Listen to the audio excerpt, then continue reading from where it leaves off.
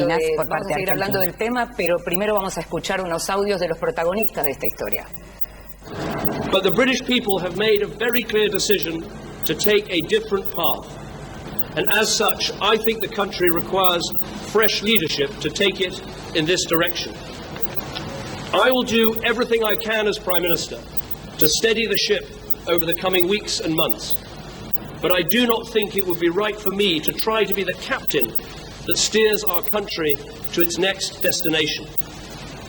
This is not a decision I've taken lightly, but I do believe it's in the national interest to have a period of stability and then the new leadership required. In voting to leave the EU, it is vital to stress that there is now no need for haste, and indeed, as the Prime Minister has just said, nothing will change over the short term, except that work will have to begin on how to give effect to the will of the people and to extricate this country from the supranational system. And as the Prime Minister has rightly said, there is no need to invoke Article 50. It's a victory for ordinary people, decent people. It's a victory against the big merchant banks, against the big businesses, and against big politics. And I'm proud of everybody that had the courage, in the face of all the threats, everything they were told, they had the guts to stand up and do the right thing.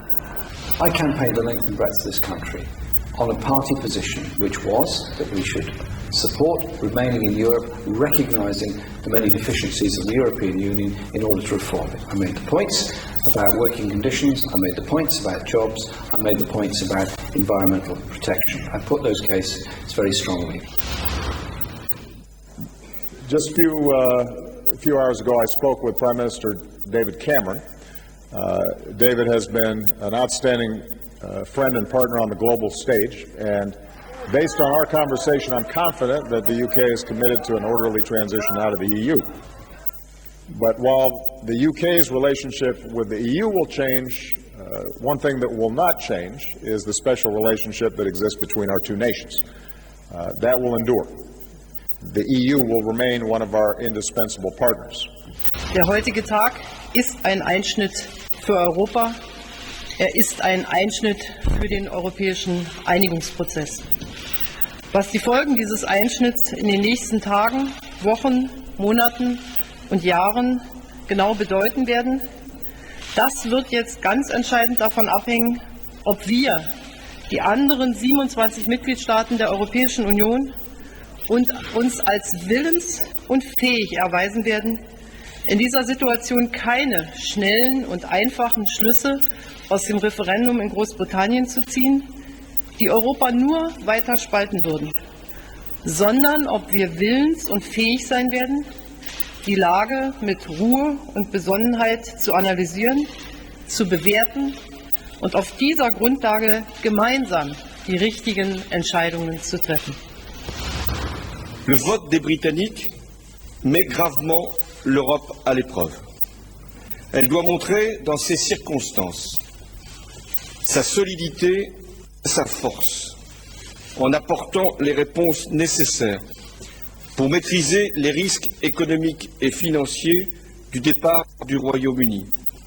Des mesures sont d'ores et déjà prises et j'ai confiance dans leur efficacité.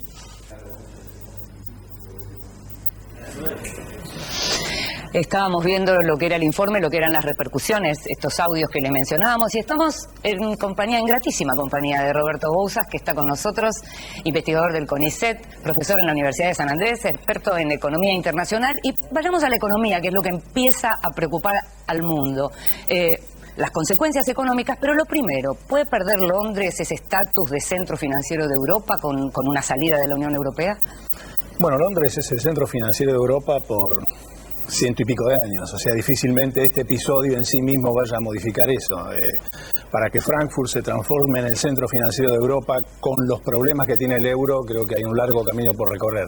De forma tal que no creo que ese sea un riesgo inmediato. Sí, sin duda la segunda plaza financiera internacional sale del marco de la Unión Europea y eso algún tipo de impacto va a tener.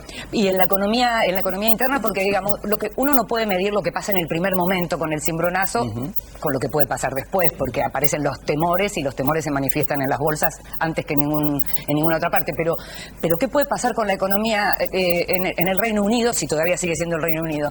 Te lo pregunto porque una de las, digamos, de las cosas que así como que circulan y demás es, bueno, no queremos más inmigrantes, pero mientras ellos sean prósperos, los inmigrantes van a querer seguir yendo ahí. ¿Hay riesgos en la prosperidad del Reino Unido? Bueno, sí, sin duda. A ver, la situación económica del Reino Unido no es buena hace tiempo. Es decir, el Reino Unido ha atravesado por un largo proceso de desindustrialización desde la década de los 70. Esos bolsones de desindustrialización son en buena medida parte de los votantes que votaron a favor de la salida. Hay toda una economía mucho más moderna que en el sector financiero, en el sector de alta tecnología, que estaba muy vinculada con Europa. Eso va a sufrir.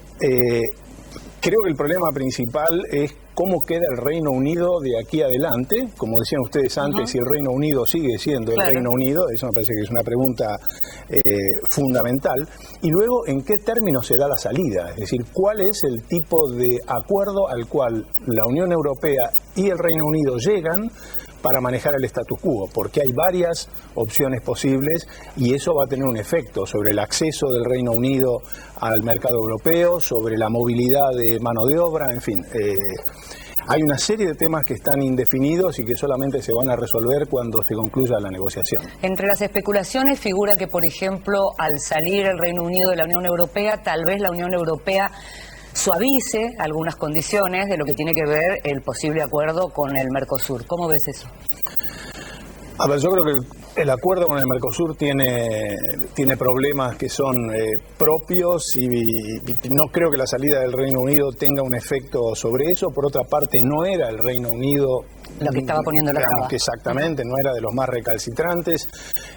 Mi impresión es que si algún efecto tiene, es que va a concentrar mucho más la atención de la burocracia de Bruselas en su propio problema interno que en las negociaciones con actores del resto del mundo como el Mercosur. Pero no hay un vínculo directo. Antes de pasar a las preguntas de mis compañeros, lo último. Lo primero que surge es entre los votantes, digamos, sabemos que hay un votante resentido, frustrado, pero sabemos también que hay un votante viejo, que los viejos votaron por salirse y que los muy jóvenes, en amplia mayoría, votaron por quedarse en Europa, habiendo nacido europeos, digamos, y con mentalidad europea. ¿Cuál sería el primer análisis de eso para...? Bueno, no solo nacieron con mentalidad europea, sino que se beneficiaron de todo lo que la Unión Europea ofrece a los jóvenes, claro. Que es, por ejemplo, para los que tienen una educación formal, una altísima facilidad para moverse, para intercambios, estudiar en un país y en otro, apoyos, subsidios. Todo eso los jóvenes lo han vivido, lo han experimentado. La Unión Europea tiene enormes programas que financian la movilidad de estudiantes y creo que eso explica esa vivencia, esa consecuencia concreta del proceso de integración, explica las características. No quiere perderlo, digamos. Se han criado en ese contexto.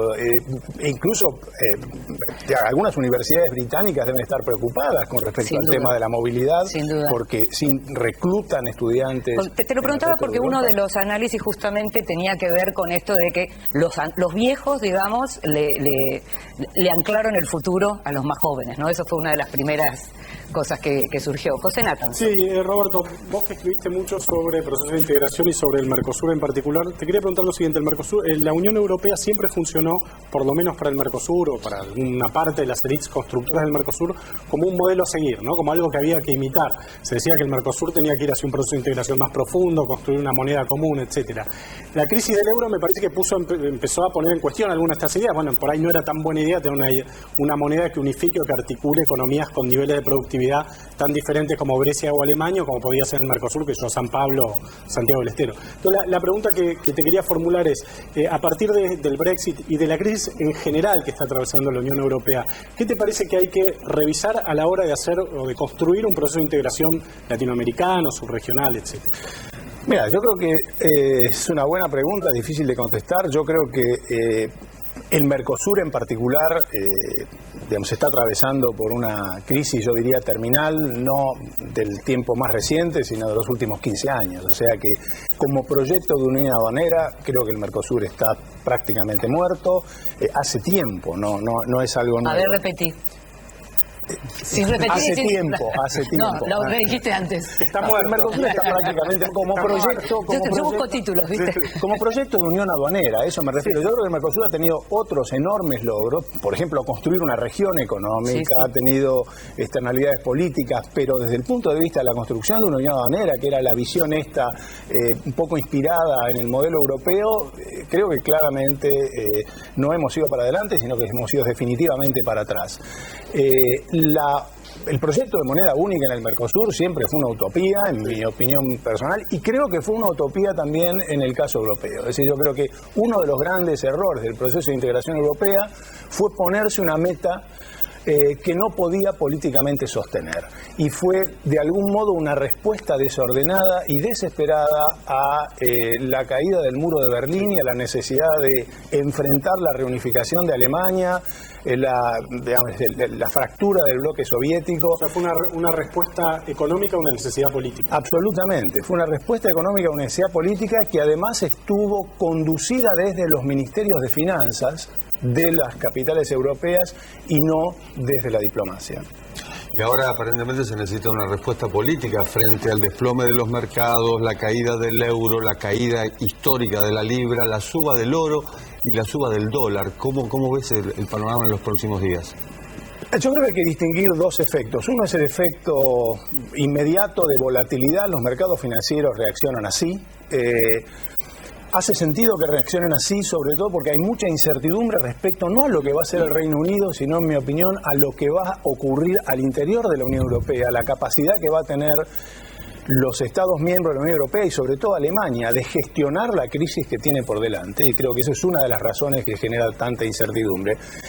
Pero mi impresión es que no hay, desde el punto de vista estructural, razones para que esta situación económica se prolongue en el tiempo. Es decir, claramente no es el año 2008, no estamos con un problema en el sector financiero de insustentabilidad o de sobreendeudamiento, de forma tal que hay, creo yo, una sobrereacción a un episodio muy importante frente a la incertidumbre sobre cómo va a reaccionar la Unión Europea, Bruselas y sobre todo los estados nacionales, porque se pone mucho énfasis en que el problema es la burocracia de Bruselas, que en mi opinión es una excelente manera que tienen los gobiernos nacionales de transferir su responsabilidad a algo que está mucho más lejos. En realidad el proceso de integración europeo siempre fue un proceso conducido por los estados, no fue un proceso conducido por un ente abstracto que estaba allá arriba. De forma que creo que la duda es hoy, en función de lo que ustedes decían antes, el surgimiento de fuertes tendencias nacionalistas dentro de los países, cómo esas fuerzas se van a relacionar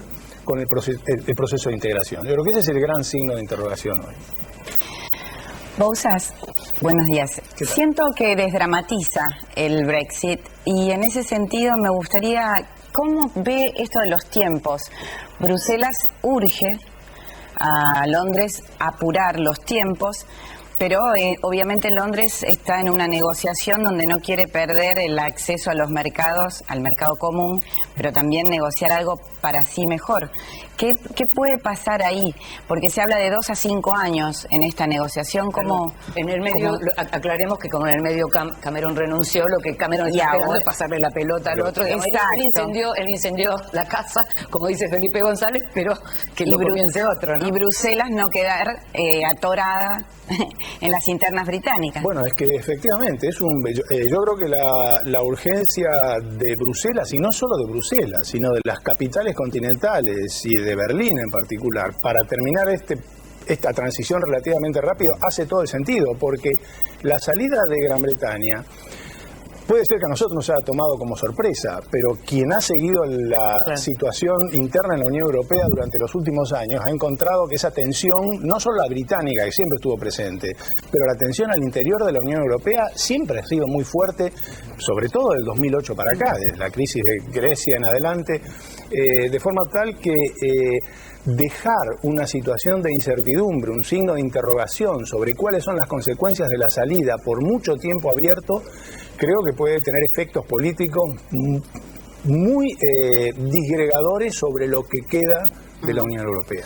Me gustaría acercarte un poquito más a la política, sin entrar demasiado en detalle, pero pensando que asociamos lo que tiene que ver con la salida de Europa con la derecha o con la ultraderecha. Sin embargo, hay bastantes cuestionamientos a la figura de Jeremy Corbyn, que no se puso, el líder laborista, que no se puso la camiseta con mucho énfasis, parece. ¿Cómo lo ves? Bueno, yo no soy un especialista en política interna británica, pero una cosa que es curiosa es que el cuestionamiento del proceso de integración y del rol de la Unión Europea no solo ha provenido de los sectores, digamos, nacionalistas de derecha, sino que también ha provenido de la izquierda. Cuando uno ve lo que ocurrió en Grecia o lo que ha ocurrido en España, o inclusive en Italia, esa lectura está muy presente, ¿no? Es como que la insatisfacción que hay con la situación de la economía y con la situación del desempleo y con otras situaciones como los inmigrantes, ha polarizado las sociedades y ha dejado en el medio una mayoría relativamente silenciosa que está perdiendo la batalla, sobre todo cuando la gente es consultada, porque el proceso de integración europea, y eso me parece que es importante, siempre fue un proceso tecnocrático, fue un proceso conducido desde la cúpula por decíamos que la gente ni siquiera sabe muy bien qué significa, es decir, le adjudican la culpa, pero ni siquiera tienen mucha claridad. Exactamente. En la medida, fíjense que en los últimos años, cada vez que se hicieron referéndums, los referendos fueron, digamos, terminaron de manera muy complicada. Es decir, hay un montón de gente que no entiende o no quiere entender o no ve los beneficios del proceso de integración, a pesar que yo creo que desde el punto de vista político y económico ha sido una excelente iniciativa. Lo último, y tiene que ver con lo que hablábamos antes en relación a la situación, vos decías que bueno, Europa ya no está en la crisis en la que estuvo en el 2008-2009, uno puede pensar lo que fueron los efectos de esa crisis, pero lo que sí uno ve es que lo que no termina es la cuestión de la inequidad y cómo, digamos, la polarización de la riqueza en ese sentido, con mucha en pocas manos y con muy poco en muchísimas manos, eso continúa y no parece que eso vaya a cambiar. Es decir, ¿cuánto tiene que ver esto también con el surgimiento de los nacionalismos? Sin duda, pero eso es un problema global. No es solamente un problema europeo, como ustedes decían antes. Yo creo que en noviembre vamos a tener una nueva oportunidad de testear en qué medida el fortalecimiento de esos sectores nacionalistas, xenófobos, se confirma con la elección en Estados Unidos. Yo creo que ese va a ser un dato político de la mayor importancia sobre el contexto internacional que va la Argentina a tener que enfrentar en los próximos 5 o 10 años. Nos estamos yendo a un corte, pero ¿gana Trump sí o no? No tengo la menor idea. Está bien, contestó muy bien. Nos estamos yendo a un corte, le decía, pero usted quédese ahí, por favor. Cuando volvamos